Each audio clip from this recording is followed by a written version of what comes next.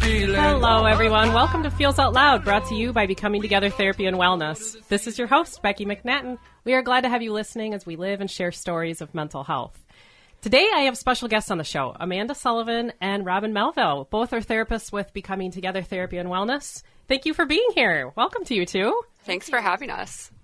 When we first started this radio show, we did an episode about why we should feel out loud. In that episode, we talked broadly about the impact of not sharing emotions, but we really only scratched the surface there. Today, I want to really explore what it means to bottle or stuff or store or suppress. We use all sorts of words to describe that concept, but the end result is that feelings are left within us. And I'm so glad that you two are with me today with talking about this topic, because it's a huge part of what you two do as therapists. And I want to talk through a ton of questions that I have for you both. But first, I want to share the real impact of not expressing emotions. So there's a 2019 study from the International Journal of Psychotherapy Practice and Research that found ongoing emotional suppression is a barrier to good health. A study completed by Harvard School of Public Health showed that people who stuffed emotions increased their chances of premature death from all causes by more than 30%. By 30%, and increased the risk of being diagnosed with cancer by 70% because of the ongoing impact of stress and the physical impact to the body. There's a long-term increase in risk of diabetes, heart disease, blood pressure, self-esteem, anxiety, depression. It's incredible. The list is long, and the studies that highlight the consequences are vast. But what was particularly intriguing to me in seeing this data was the notation that not processing emotion actually makes the emotion stronger. I think that us humans get ourselves thinking that not expressing feelings will lessen them, but we get that potential consequence of explosion or overreactions from those pent-up feelings. Got me thinking about times I've done that myself, and having a feeling that I had that totally came out sideways and way more intense than I had planned. But what do you two think is underneath our challenges with expressing and processing emotion? Well, that's a loaded question, Becky. It's a huge one. I do think there's a lot of social norm pressures of, not being so open about emotions. There's a vulnerability with it. And I think a lot of us struggle with feeling okay being vulnerable around others. Sure. I totally agree with you. I think we often don't want to share because we don't know how other people will respond to our emotions, or maybe we've even had negative experiences with how people have responded to our emotions where we didn't feel seen or heard. That's a good point. We have a history data point there. Yes. I think there's a lot of cultural conditioning around expression of feelings. One thing that stood out to me when I was kind of planning for today was this question I saw someone post on social media, credit to whoever posted this. And the question was, if we allowed women to express anger and men to express sadness, how different might our world be? Wow. Yeah. And it made me think about the ways in which we are conditioned in so many different perspectives, from so many different kind of identities about what is okay and what is not okay in terms of how to share our emotions. Yeah, an interesting point on you're highlighting even a vulnerability in expressing specific emotions. So we might suppress some emotions over others based on a type of social conditioning, what's modeled for us, what's normed. Yep. What do you think we are looking for in not sharing how we feel? What are we wanting? I think I think we're going to both say the same thing, but I was going to say acceptance of the group or whomever we're around, where we are. Like Amanda was saying, it's kind of, you're not certain how it's going to be received. And so in keeping it in, you're more neutral and more likely to feel like you're not making waves wherever you're at. Keeping it peaceful. Totally. Okay, well, I love our discussion already. Right now, we're going to take a short commercial break, but stay tuned to learn about the ways our body stores emotions. We're going to talk through that a lot. Take a quiz to find out if you're an emotional bottler and what you can do to promote your own expression. Thank you for listening to Feels Out Loud, everyone. Well, then you'll find yourself. You gotta find the people.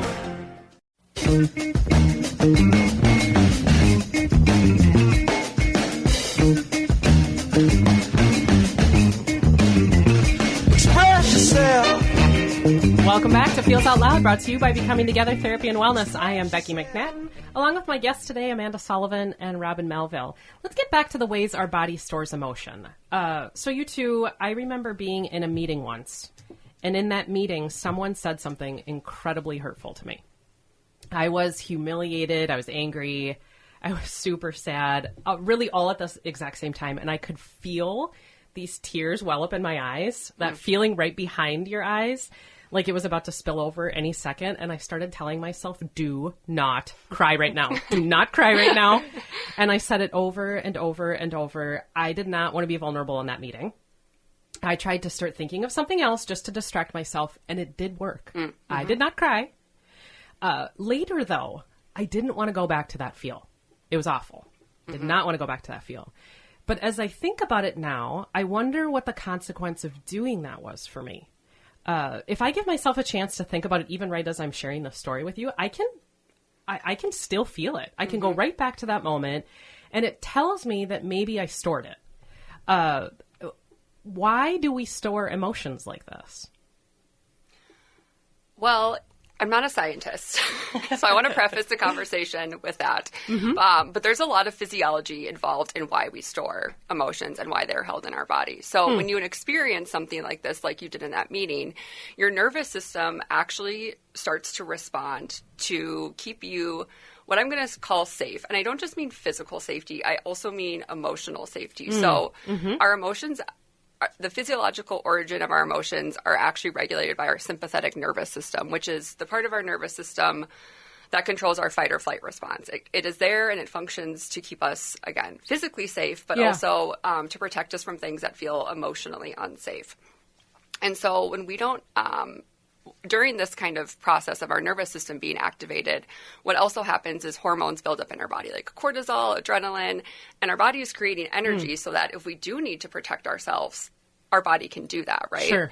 And so what didn't happen is that you didn't get to express the emotion. And so if you don't express the emotion or it's not acknowledged, it stays in your nervous system. I literally told myself not to do it. Yes. I mean, I even knew what it was. I'm a little bit, from what you're saying, I'm sensing that some of what might be going on is we don't even know this is happening in us. No, we don't know at all. This is a mostly subconscious process that happens, and it happens so quickly, you're not even aware. And again, that happens biologically because our nervous system, and our sympathetic nervous system especially, is designed to keep us safe. Like, if we were to experience some sort of actual physical threat, we wouldn't want to be thinking about, like, what do I do if I'm in physical danger? We would just want our body and our brain to respond. Our body to respond. Totally. Yeah, and so I was aware of that, what the feel was, but I wasn't necessarily aware that I had cortisol going all over my brain and body in that moment. So you're saying that had I gone back later, like later in the day, had I gone back and said I was really humiliated or I was really sad about this thing? Yes, or processed it with someone. So an example that I thought of was you're driving to work and I get really annoyed when I'm driving, like just easily agitated when I drive. Someone cuts me off or people are driving slow or they're in the left lane when they're not supposed to be.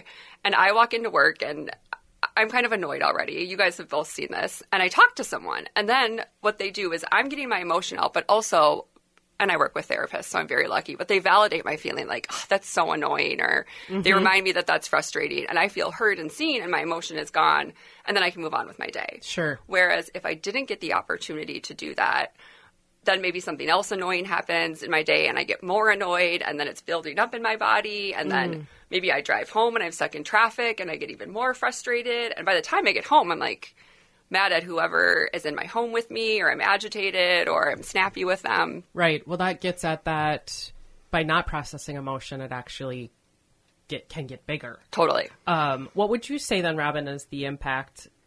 I'm hearing Amanda talk about maybe relational impact. What would you say is the impact to relationships then from not expressing or storing emotion?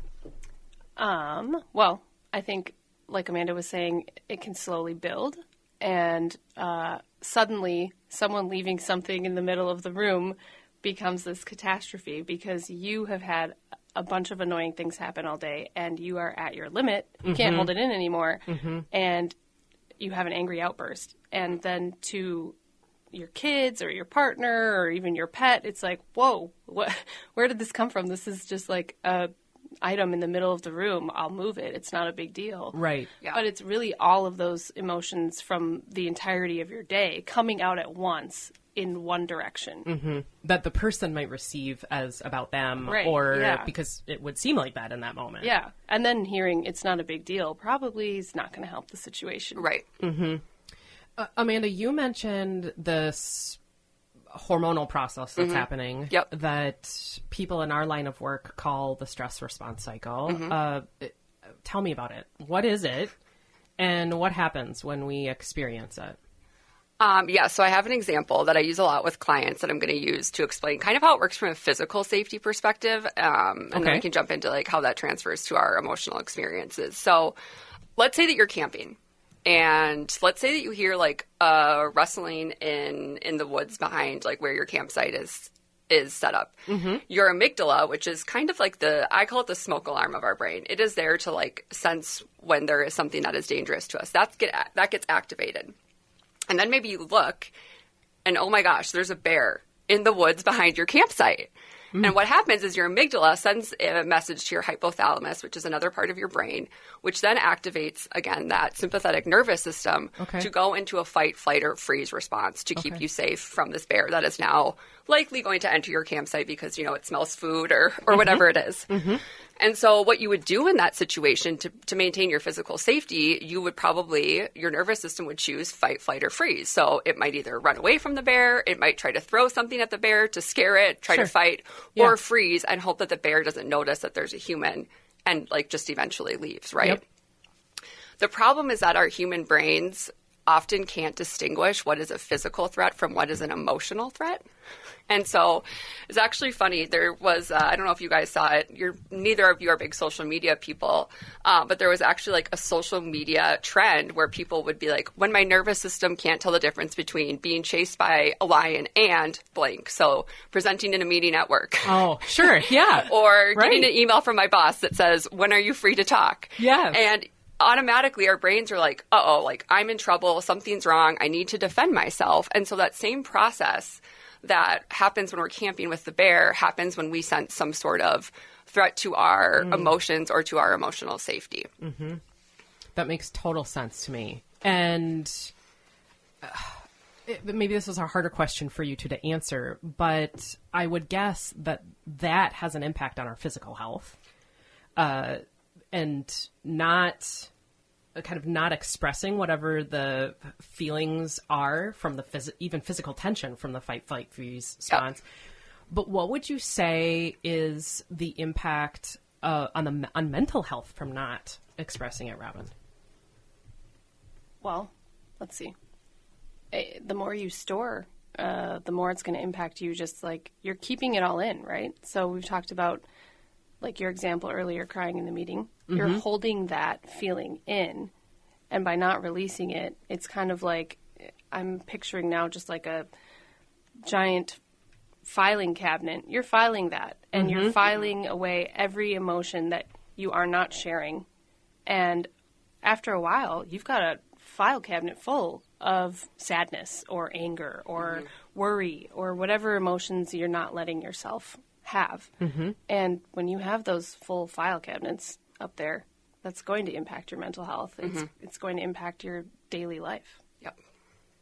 Your brain's literally full of maybe continuing to think about those things even. Yes. Like it hasn't processed them or externalized them, so it's holding on to it like, what am I supposed to do with it now? Right, because that energy from our nervous system response then is caught in our body, and it's actually part of what causes some of the symptoms that we have when we experience mental health issues, like we have stomach aches or headaches. It's because that energy and those, hormones that are getting built up are stuck and they're not being released. Yeah, I saw this quote last week. Physical tension from an emotion can become stuck in our body. What does this mean to you? Maybe you start, Amanda. I actually have an example of what happened to me today. Okay. So I was feeling a little bit nervous about coming on the show. And I'm, at home this morning, kind of blocked off my morning so that I could finish any preparing that I have, work out, do the things I need to do to take care of myself. But I'm sitting at my computer typing, and I start to notice that there's like this stress tension in my neck, which is often where I hold stress. And I'm like, oh, I'm feeling stressed about the show today.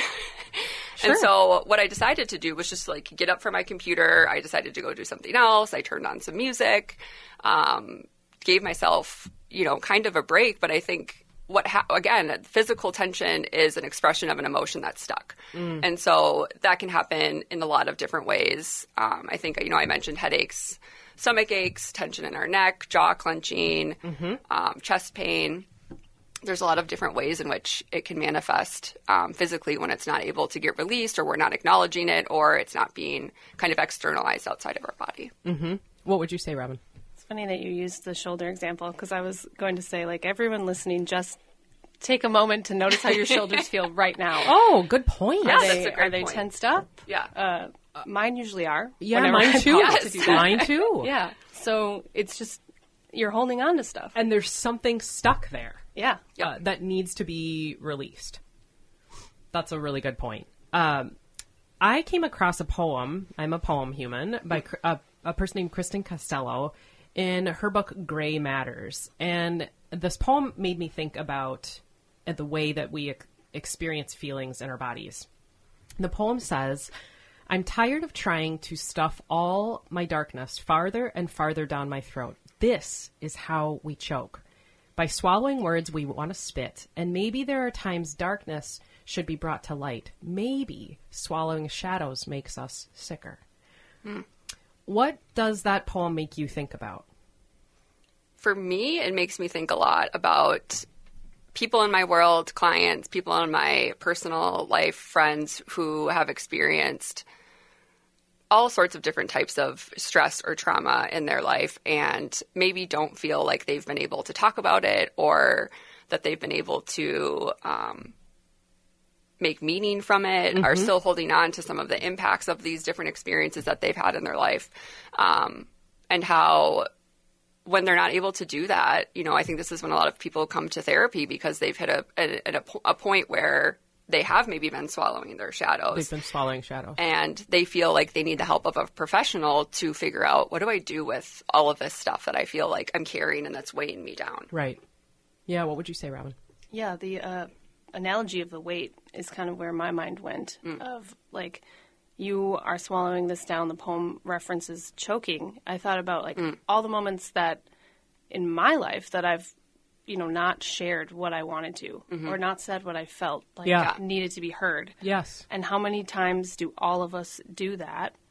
And how heavy is that as we're carrying it all around? Yeah. I mean, we're all kind of in a collective experience of pain in society, and we're all just kind of carrying that around. And if we don't share it, it's almost like we're all stuffing it down and having that choking sensation. Yeah, and maybe not even realizing it's making us sicker. Right. Totally. Because it's our norm all of a sudden. Yeah, when you mentioned take note of our shoulders right now, we might not even notice unless we brought intentionality to the thing to see that it's impacting us. When you two talk about the type of therapy that you do, we use the word somatic frequently, and in the therapeutic realm, that gets used a lot. Tell me what that even means. Yeah, it's become a bit of a buzzword, I would say, in kind of pop culture psychology. We see it a lot on social media. The word soma is Latin for body. So somatic is just really referring to the ways our bodies are holding our feelings. And this type of therapy really addresses helping individuals identify, like, how is their body storing their emotions. Okay. So maybe how are people swallowing shadows? Totally. Yeah. If we link it to the poem, it's what specifically is your body doing to kind of operationalize whatever emotion is existing there. Yes. I have an example. Please share. There is this TV show that a lot of people have been talking about that we talk about at work. It's called Shrinking, and there's a lot of people talking about it from a grief and trauma perspective. And there's several characters on the show that I could talk about. But one of the characters, Sean, has recently come back from military service, and he's getting into bar fights. Okay. And this is causing like a lot of distress in his world and his relationships. His family is mad at him. You know, obviously there's legal consequences for assaulting people. Yeah. And part of why he's getting into bar fights is because he's holding so much anger and so much feeling from his experience inside his body. And so what happens is he experiences something that is an external trigger or is reminding of him of a past experience, and his body goes into kind of a fight response. Got it. And is he aware of it in the show? I think that throughout the show he becomes aware of it with the help of a therapist. You were What were going you to add gonna say, something, Robin? Robin? Yeah. I was going to say that also it's kind of like his physical expression of the emotion, because he hasn't expressed it or hasn't verbalized it or talked through it. It's almost like his body knows it's there and doesn't know what to do with it, and it's coming out physically. That makes total sense to me. Are there other examples that you two have of whatever we would call swallowing shadows or somatic symptoms? Are there stories or experiences you have of what the impact of that has been? Put us on the spot. No, you go. Well, I was going to say, I think we've already kind of talked about some of the symptoms, you know, headaches, stomach aches, tension in your back and neck, tingling sensations, tightness in your chest, jaw clenching. And again, that can lead to a lot of people having issues with physical pain. A lot of clients, when they come in with anxiety, also tell me that they have some sort of GI issues, which is... Yeah. And that's really not uncommon because of the way that our gut is connected to our brain. And the ways in which, again, those feelings are getting stuck in there and they're not coming out. And so they're causing issues with us and really causing like a lot of issues in people's world, like causing them to like miss work or not be able to function or to go out and do things socially like they would want to.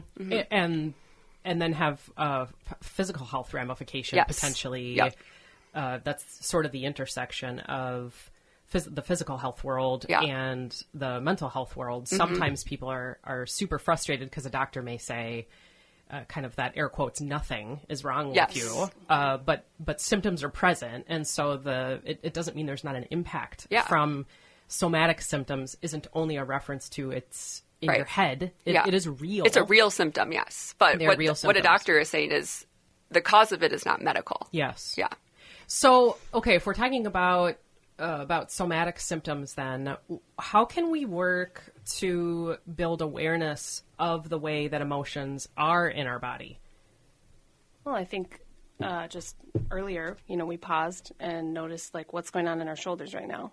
So that's a perfect example of mindfulness. I know is another buzzword, but that is a mindful act in pausing and just like almost there's body scans that are types of different mindful activities you can do, but like recognizing, what do I even feel right now? What am I feeling in my body? Am I experiencing tension somewhere? Do I need to stretch? How does my stomach feel? How does my head feel? Yeah. So many times we go throughout the day and don't even notice what we are physically feeling and experiencing. Yeah. I think for some people, even who are not familiar with this, that might even feel a little bit daunting. Like they're not totally aware of how their emotions show up physically in their bodies. And so what I encourage people to do is actually to work on paying attention to the other sensations that we experience as human beings. So like pay attention to if you feel hungry. Check in with yourself about that. Okay. Are you thirsty? Yeah. What's your body temperature like? Are you feeling hot? Are you feeling cold? And working on building awareness from that perspective before you move into kind of working on noticing how maybe emotions are showing up in your body. Just because this can be a skill that is hard to learn, and some people are very disconnected from maybe what their body is giving them messages about. So starting there and starting small and using mindfulness to do that, and then kind of moving into focusing more on that tension, like Robin said. You said body scans. I think those are great. Working on labeling your emotions. Okay. Dan Siegel, who's one of my favorites in kind of this neurobiology, emotion kind of world, he has this skill called name it to tame it. So basically naming an emotion kind of helps tame it down so that it doesn't feel so big. So working on doing that, and you talked about in your intensity episode, using kind of correct labels for feelings, and there's good resources, emotion wheels that you can get online, emotion charts, all sorts of great stuff if you just Google that.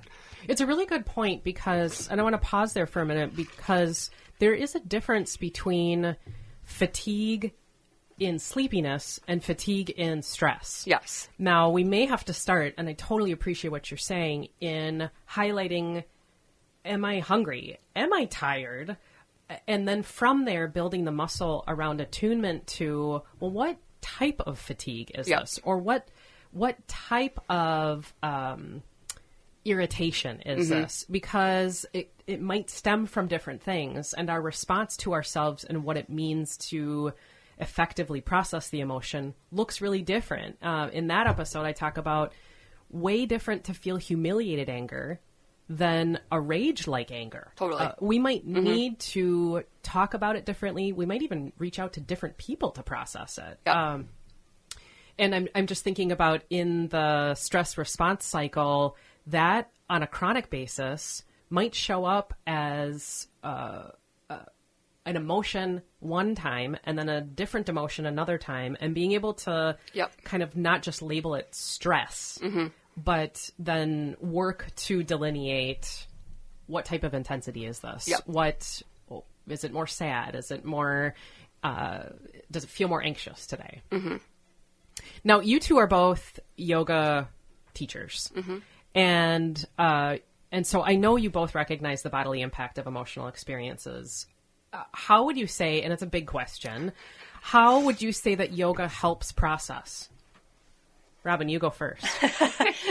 I think that's almost depending on, I mean, Amanda and I are going to give different answers because it's very personal, right? It's like yoga for me, well, one, I don't enjoy a lot of cardio, physical activity. So the type of yoga I like to do is more of the slower, intentional. It causes me to slow down. It causes me to have to be in that state of mindfulness and feeling, what I'm experiencing while I'm in any pose. And for the longer holds, it's kind of like, what's going on here? And you have that time to think and to really sit in it and to recognize where you're feeling it. And then kind of process, like, what is this like for me? So for me, yoga is kind of an opportunity to connect with my body. Like we talked about, it's not something we do all day, every day. And so getting on the mat and slowing down just to even take the time to see what's going on is how that helps me. I love your answer, because the first time, I'm not a yoga human. So listeners, if you are not a yoga human, I'm with you. The first time I did yoga, I thought you had to be super physically agile to do it. And so I was intimidated by it. I realized from doing it that it actually is much more rooted in a noticing of oneself, in this centering and even like body scanning of what's going on with me, which I totally hear in what you're saying. And I think that's a pretty common misconception people have too, is like, they do. I have to be able to put my foot behind my head to do this. Well, I think here people often think of yoga as a physical workout, and I think of it more as a mental and emotional workout. And I love that you use the word connect, because that's what I was going to talk about, is that the word yoga actually means to yoke, which is about connection. So connection with our body, connection with our breath, connection with our internal experience, and kind of the intersection of all of those things. And like you said, there are different types of yoga. So yin yoga is, more of a type of yoga where you're maybe laying on the floor and you are doing those poses that maybe bring more attention to maybe where there's tension or those types of things. I love vinyasa yoga, which is much faster. That fits you. And it does fit me. But actually the part of vinyasa that I think is the most valuable for me is actually the slowing down part. It's the beginning part where we're still warming up, we're coming onto our mats, and we're just sitting and breathing. And like you said, it's the first time in the day typically where I slow down. And I'm actually noticing, oh, my neck is like super tight, or my back is. And I'm noticing that in yoga. And what I love about yoga is that, yes, there is a teacher there who is giving you cues to do poses that you can follow. But actually what you should be doing, I don't like to use the word should, but what yoga invites you to do is to pay attention to what's happening in your body and make choices based on that. And so If I don't want to do the poses that the teacher gives, I don't have to. You don't have to. You need to listen to it. Pose. Yeah. Well, and so that really leads into this idea of if listeners are at home and saying, is my body storing emotions? And they're asking themselves this, we might say yes. Yes, because we all are doing this. Mm-hmm. But if you are sitting at home and you're asking yourself this question, yoga's one way of tuning in. Yep. I developed a quiz, just a really short quiz for people to think about right now. It's 7 items long, and I'm going to ask everyone to answer yes or no to the following statements. And this will get at, is my body storing emotions? Item 1, I have frequent bodily sensations like headaches, stomach aches, muscle tension, or pain. Item 2, I have trouble falling asleep. Remember, we're doing yes or no to all of these statements. Number 3, I notice myself using distractions when I have an emotion. Item 4, it has been longer than 1 week since I have shared frustration, sadness, joy, and hurt about life experiences with someone close to me. I'll say that one more time. It has been longer than 1 week since I have shared frustration, joy, sadness, and hurt about life experiences with someone close to me. Item 5, saying the word shame makes me have an emotion all by itself, let alone sharing experiences of it. Item 6, I find myself having feelings toward people around me for not noticing what I do or contribute. Find myself having feelings toward people around me for not noticing what I do or contribute. And item 7, I have big life experiences I have never told anyone about. If you answered yes to any of these statements, you are likely storing emotions. And what would you two say about these statements, about this short quiz? Robin, you go first. I think some of them are surprising. Especially the one that stood out to me was the frustration about others not noticing what you're doing. I think a lot of people will think, oh, I'm not storing emotions. I openly tell people or I share, but it's even in ways we don't recognize. And that one stood out to me a lot because it's I think all of us experience that in some capacity of the feeling of not being seen or appreciated. And even just experiencing that and not necessarily having anything to say to any one person, that can be stored. And can build up as resentment over the course of time if we feel either minimized or discarded or invalidated and aren't seen for what we are participating in or engaging in. We feel a feeling from that. And even it could be no one around you is doing it intentionally. They're not avoiding you. They're not overlooking you on purpose. They might not even be aware, but it's very real to the person experiencing it. Very good point. Amanda, what are your thoughts? Similar to Robin, I think that was a very interesting one. I also think saying the word shame makes me have an emotion by itself. One of the things that is part of somatic therapy is noticing how when we talk about things, how it makes us feel. So I might notice, let's say that I was talking with a client about the emotion of shame and I started to notice them kind of curl inwards and maybe their voice gets quieter.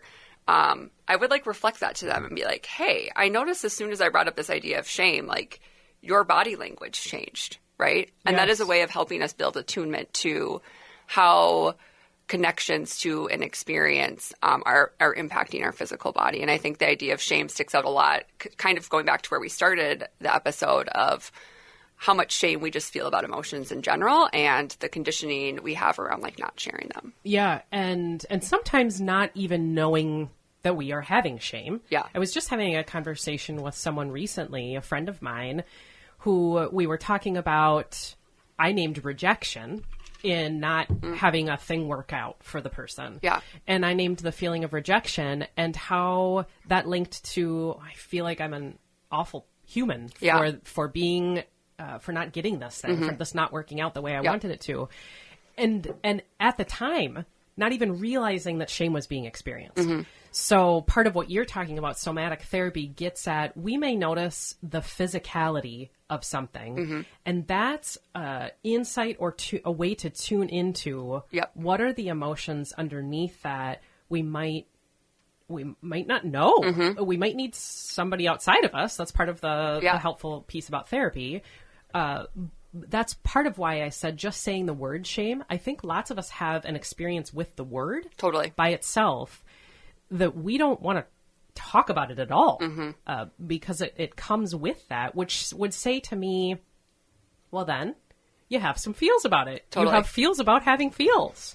Shame about shame. Shame about shame. And the one that I liked the most out of this quiz when I was creating it is I noticed myself using distractions when I have an emotion.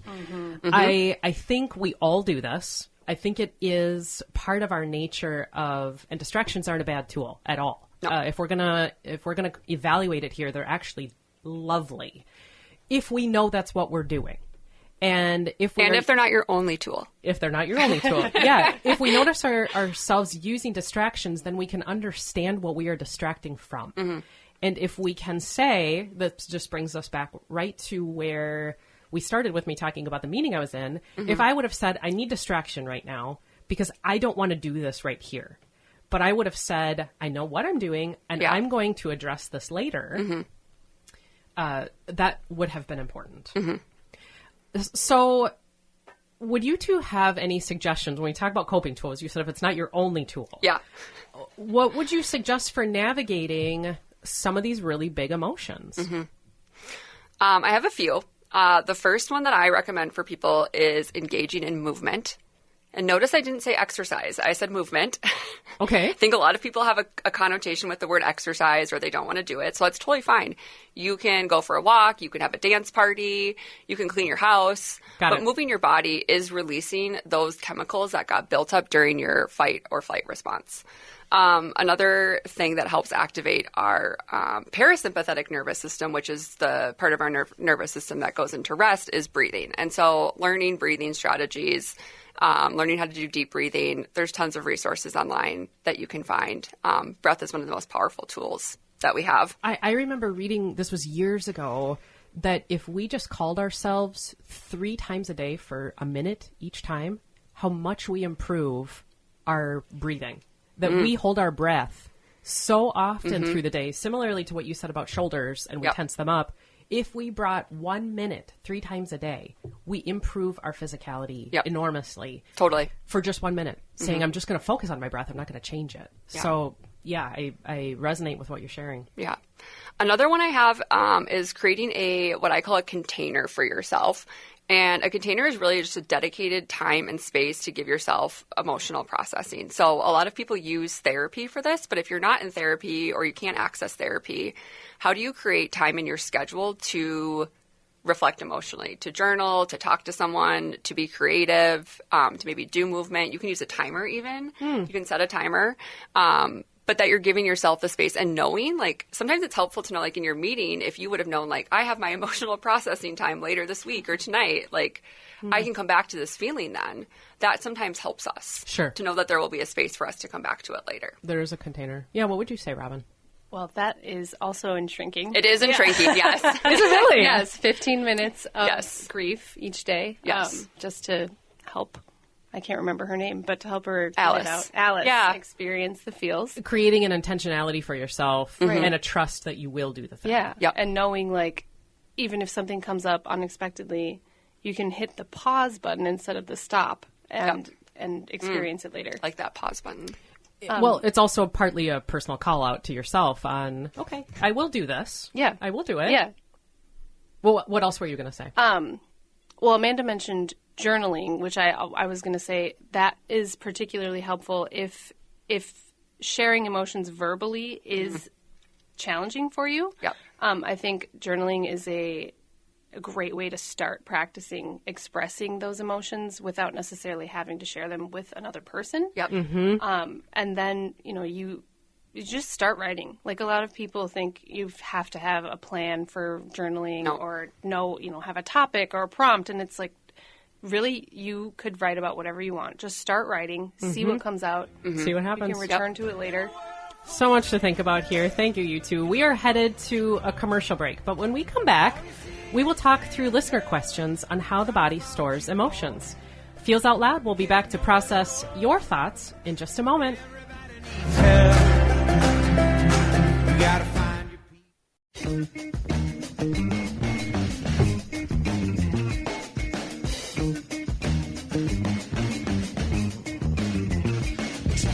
yourself. We are back again with Feels Out Loud, and this part of the show is where we talk through questions from you all, our listeners.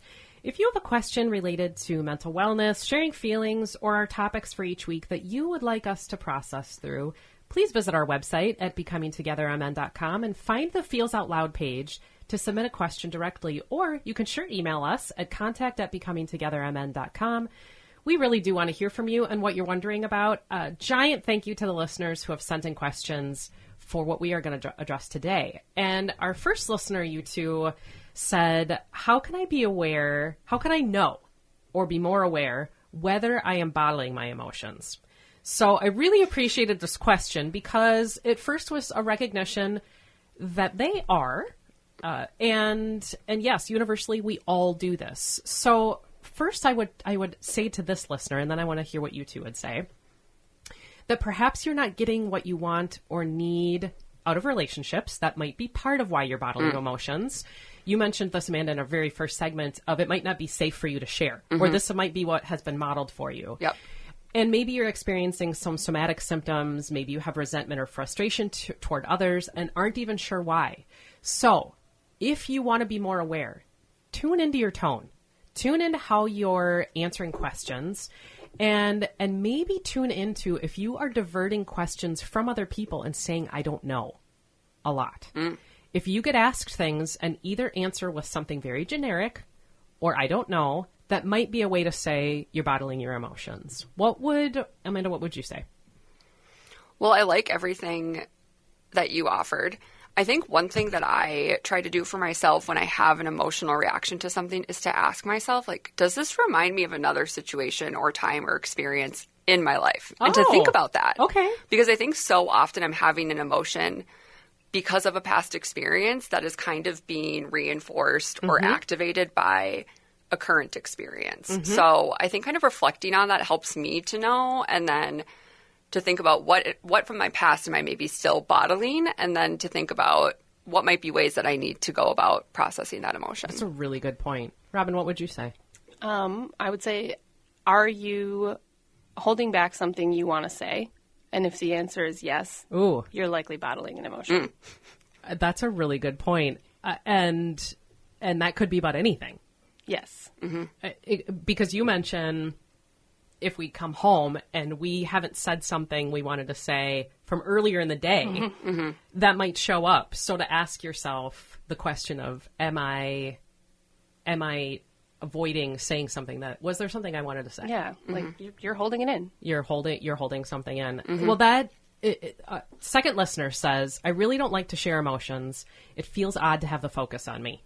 Yes, I hear you. When people ask me about myself, I usually say some surfacey answer, but I know it impacts me because I can't fall asleep at night. I think about things constantly, and my whole body is tense all the time. I don't know where to start, though.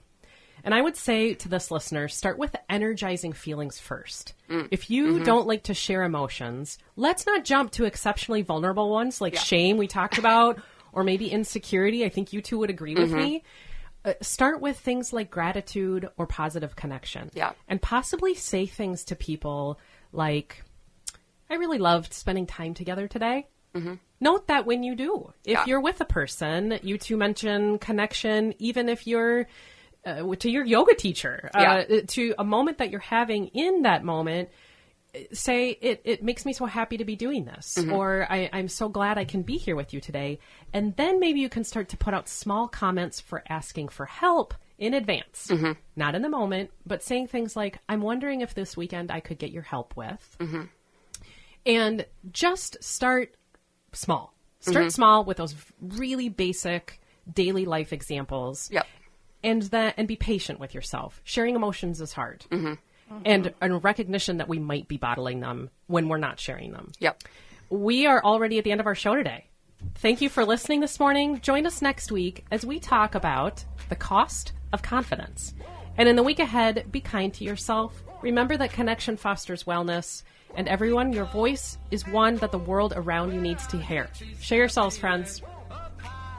Down low, we go from the floor to the ceiling. We fly